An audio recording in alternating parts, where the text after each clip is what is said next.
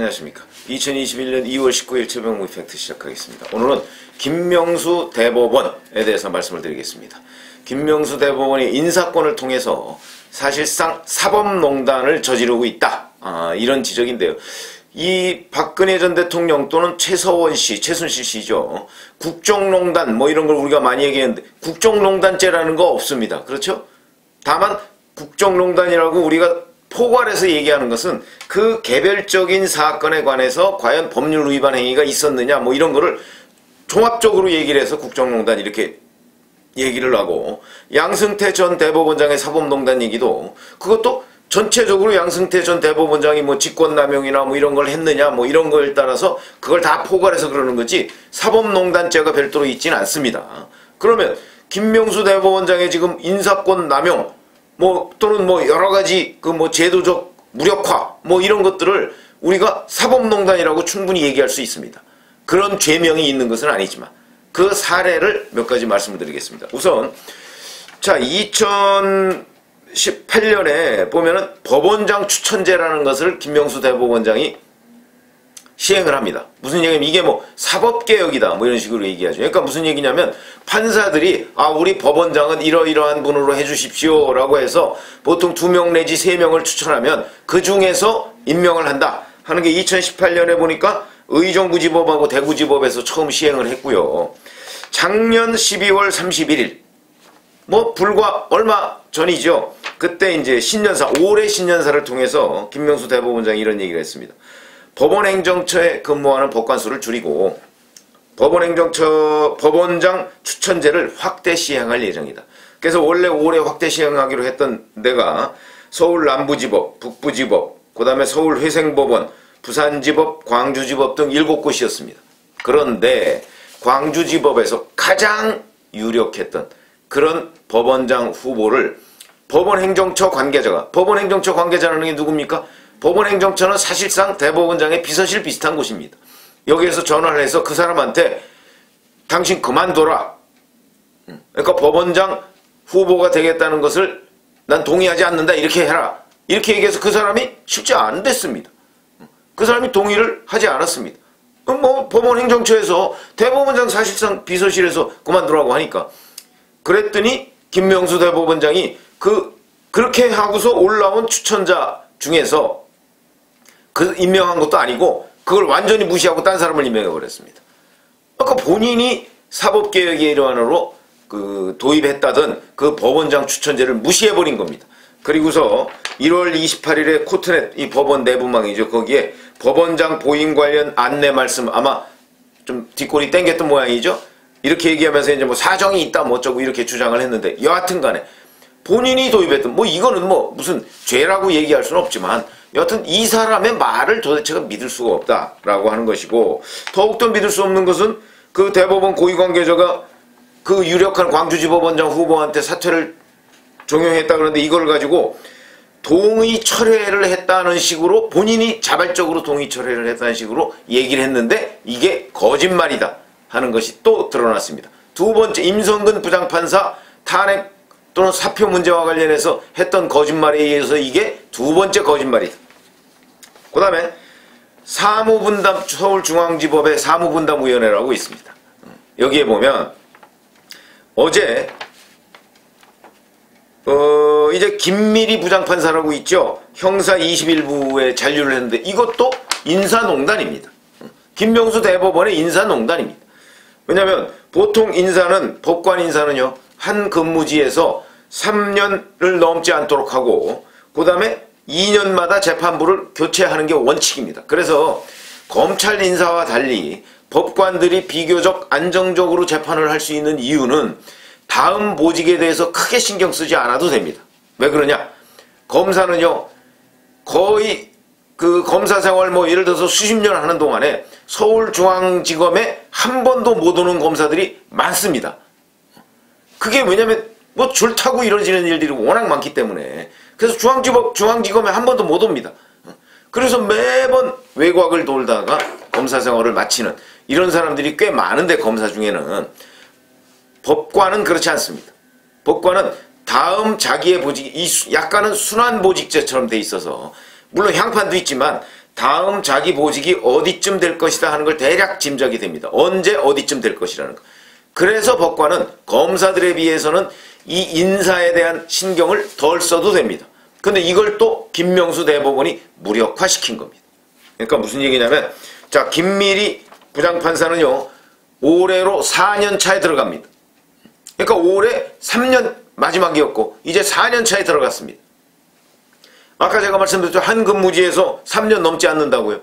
근데 예외가 됐습니다. 그래서 이 사람을 봤더니 이 사람은 우리법연구회 출신이고, 김명수 대법원장이 회장을 했던 우리법연구회 출신이고, 그 다음에 더 결정적인 거, 조국 전 법무부 장관 일가 사건하고 청와대 울산시장 선거개입 의혹 사건에 관해서 이 사람이 지금 계속 맡고 있습니다.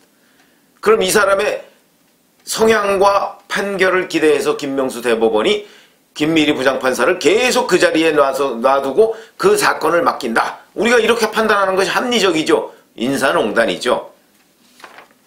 이 사람은 어떤 사람이냐? 유재수 감찰 무마 사건 때 검찰개혁을 시도한 조국 전 법무부 장관에 대한 검찰이 반격으로 보는 일부 시각이 있다, 이렇게 얘기했습니다. 이 일부 시각은 누구 시각이죠? 이거는 조국 전 장관과 같은 이른바 문바들의 시각입니다. 그게 일부 시각입니다. 이 적어도 판사가 일부 시각이라고 얘기를 하려면 국민들의 일반적인 기준으로 따질 때 국민 다수가 이렇게 생각하지만 일부는 또 이렇게 생각한다 하는 검증된 입장만을 판결문에 담아야 되는데, 그게 아니고 이 사람은 여권의 일부 핵심이나 또는 피고인이 주장하는 게 마치 국민들의 일부 시각인 것처럼 얘기를 하고 있으니까, 이런 편향된 판사가 남을 어떻게 심판하느냐 하는 문제제기를 하지 않을 수가 없는 그런 판사인데, 지금 4년차 중앙지법에서 부장판사로 일하고 있다.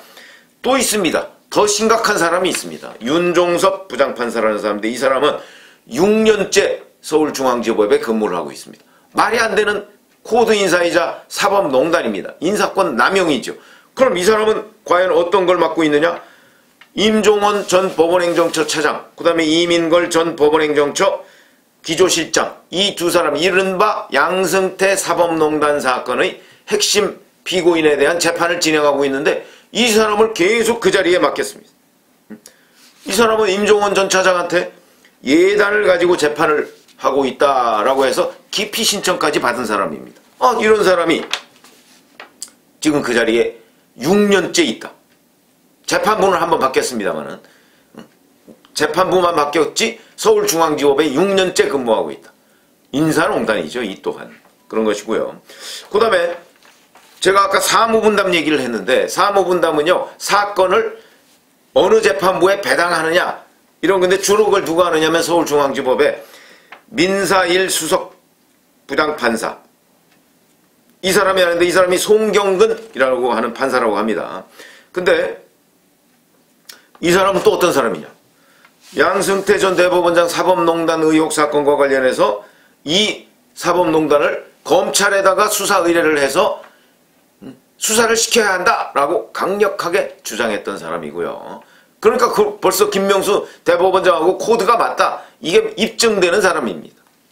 그 다음에 또 하나는 추미애 전 법무부 장관이 판사 문건이라고 하는 것을 판사 사찰이라고 주장을 하면서 윤석열 검찰총장에 대해서 징계 청구를 한 적이 있었죠. 이 문제가 법관대표회의에서도 법관대표회의하고 김명수 대법원장이 대개 코드가 같습니다. 근데 거기에서조차 이 문제를 거론하지 말자. 이게 잘못하면 재판부의 독립을 침해할 우려가 있다. 이렇게까지 결론을 내린 상황인데, 이에 대해서도 이게 판사 사찰 정황이다, 이렇게 주장했던 사람입니다. 송경근 판사가. 근데 그 사람이 어제 영장 전담 판사를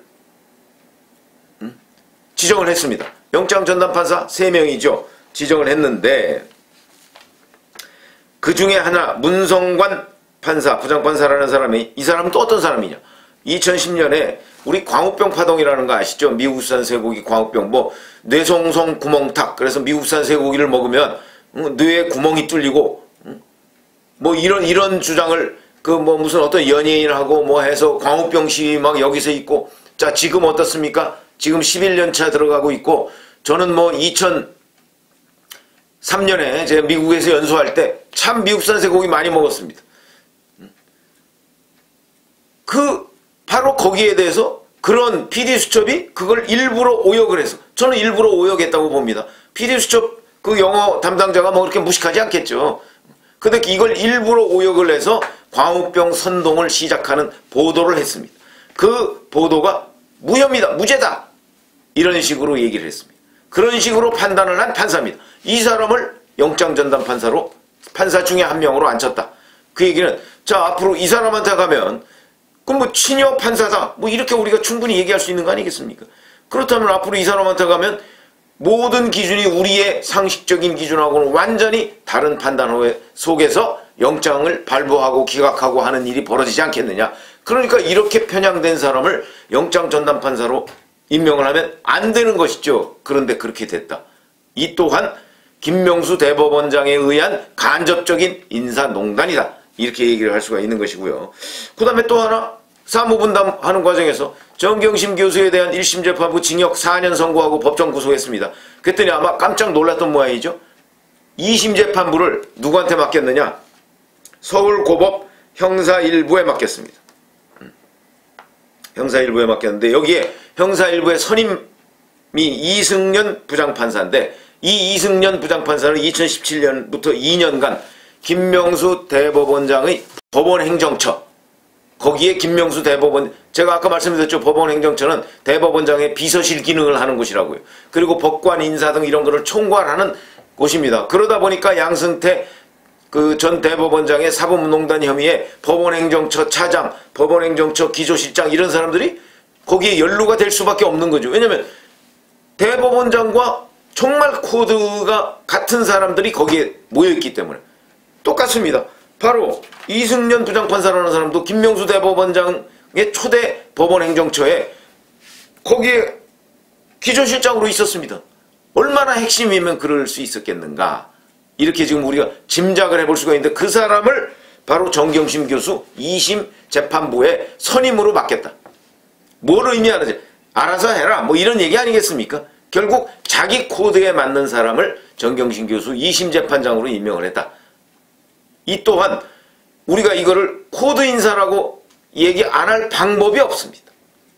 자, 그래서 제가 아까 말씀드렸죠. 무슨 사법농단죄가 별도로 있는 건 아닙니다. 그러나 여하튼 이런 식의 인사권 남용 내지는 어떤 이 서울중앙지법의 사무분담위원회의 코드 인사 또는 코드 재판 배정, 뭐 이런 것들이 지금 있는데, 제가 이게 뭐 정확하게 법률적으로 무슨 죄에 해당하는지는 모르겠으나 저희가 상식적으로 법조 취재를 해본 또는 정치부 취재를 해본 기자의 상식적인 판단으로 보면 이건 분명히 인사권 남용이고 사법농단 혐의가 짙다, 이렇게 생각이 드는데, 앞으로 이런 문제는 뭐 이 정권 내에서 또는 김명수 대법원장 임기 내에서 뭐가 어떻게 금방 뒤집어질 것 같지는 않지만, 궁극적으로는 이 문제에 대해서 사법적인 단죄가 있어야 하겠다. 그렇지 않으면 검찰에서라도 정권이 바뀌고 난 뒤에 이 부분에 대해서 철저하게 들여다봐서 이게 직권남용 권리행사 방해가 되는지 안 되는지, 이런 문제를 따져봐야 되겠다는 차원에서 제가 오늘 김명수의 사법농단이라는 제목으로 유튜브를